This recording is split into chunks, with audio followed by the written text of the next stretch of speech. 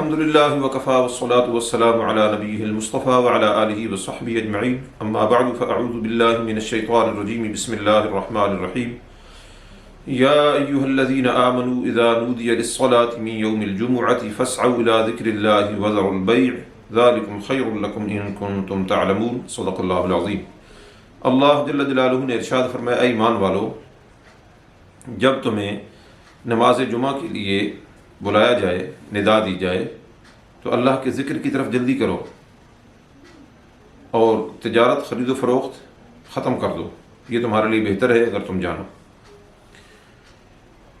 اس آیت میں اگرچہ نماز جمعہ کے متعلق اذان کا ذکر ہے، ندا کا ذکر ہے کہ جب تمہیں بلایا جائے، تو باقی نمازوں کو بھی سمجھ لینا چاہیے۔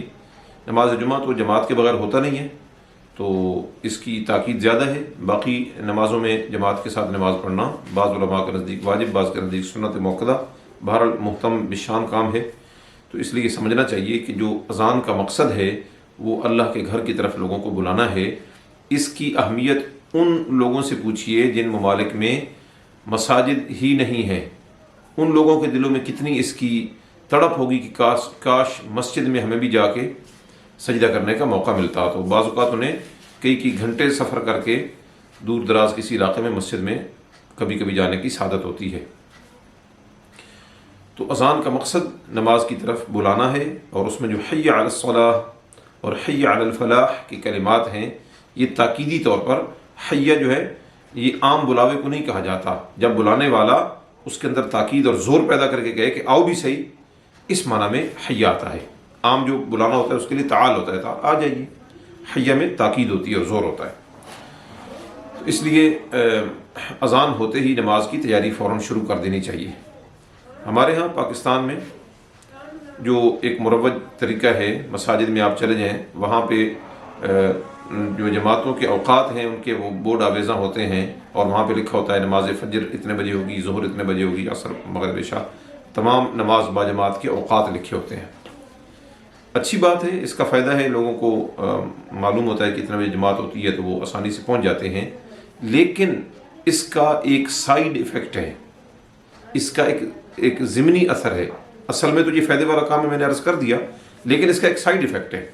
وہ کیا ہے کہ بعض اوقات تو اذان اور جماعت میں بہت لمبا وقفہ رکھا جاتا ہے، جیسے فجر کی نماز ہے، اور بعض علاقوں میں ظہر کی نماز میں بھی 20 منٹ یا آدھا گھنٹہ وقفہ رکھا جاتا ہے۔ تو اس میں اس کا جو سائیڈ ایفیکٹ ہے وہ کیا ہے کہ اذان کے ساتھ جو مسجد میں جانے کی عملی اہمیت ہے وہ ہمارے اندر پیدا نہیں ہوتی۔ معلوم ہو نا جماعت اتنے بجے ہے تو اذان کے بعد گھڑی دیکھتے ہیں، اچھا ابھی تو اتنا ٹائم رہتا ہے، اور پھر گھڑی کی طرف نظر جاتی ہے، نہیں ابھی ٹائم ہے، ابھی ٹائم باقی ہے۔ تو اذان کے ساتھ جو عملی اہمیت بنتی ہے جماعت کی اور فوری طور پر تیاری کرنے کی، وہ جماعت کے اوقات مقرر کرنے سے وہ عملی اہمیت ختم ہو گئی ہے۔ اس لیے عرب ممالک میں آپ چلے جائیں، وہاں پہ اذان کے اوقات لکھے ہوتے ہیں، جماعت کا وقت نہیں لکھا ہوتا۔ تو بس اذان کے کچھ دیر بعد جماعت ہو جاتی ہے، تقریباً جتنی دیر میں بندہ وضو کر لے اور سنت یا نفل پڑھ لے، تو بس اتنا سا وقفہ ہوتا ہے، کم و بیش 10-12 منٹ کا وقفہ ہوتا ہے۔ تھوڑا اس میں مطلب کمی بیشی ممکن ہے، لیکن ایک فکس ٹائم نہیں ہوتا کہ اتنے بجے جماعت کھڑی ہوگی۔ تو وہاں پہ یہ ہوتا ہے کہ جس وقت اذان ہوتی ہے، جنہوں نے نماز کے لیے جانا ہوتا ہے وہ فوراً تیاری شروع کر دیتے ہیں، وضو کریں گے یا مسجد کی طرف چل پڑیں گے یا سنت نفل پڑھنے ہیں۔ تو مطلب وہ اذان کے ساتھ ہی مسجد جانا شروع کر دیتے ہیں لوگ، اور جماعت پہ کثرت ہوتی ہے لوگوں کی۔ اچھا، مغرب کی اذان میں ہمارے ہاں ایک اور مسئلہ ہے کہ اذان ہوتے ہی فوراً جماعت۔ تو اب اس میں تو جب بندہ اذان سنتا ہے تو فوراً مسجد کی طرف جانے کی وہ تیاری کر لیتا ہے یا چل پڑتا ہے، لیکن اس کا نقصان کیا ہوتا ہے کہ جو بندہ اذان سن کے گھر سے چلا ہے اور 2-3 منٹ اگر اس کے لگ جاتے ہیں گھر سے مسجد تک، تو وہ بیچارہ جماعت سے رہ جائے گا، پہلی رکعت سے رہ جائے گا، تکبیر تحریمہ سے رہ جائے گا، اور بعض اوقات اس نے اگر وضو کرنا ہے تو واش روم جانا ہے تو پھر تو جماعت ہی گئی اس کی۔ تو مطلب لوگوں کو دعوت دی ہے کہ آئیں نماز کے لیے، اور وہ آئے ہیں تو آگے نماز ہی ختم ہو گئی، جماعت ہی ہو گئی ہے، تو پھر یہ کون سی دعوت ہے؟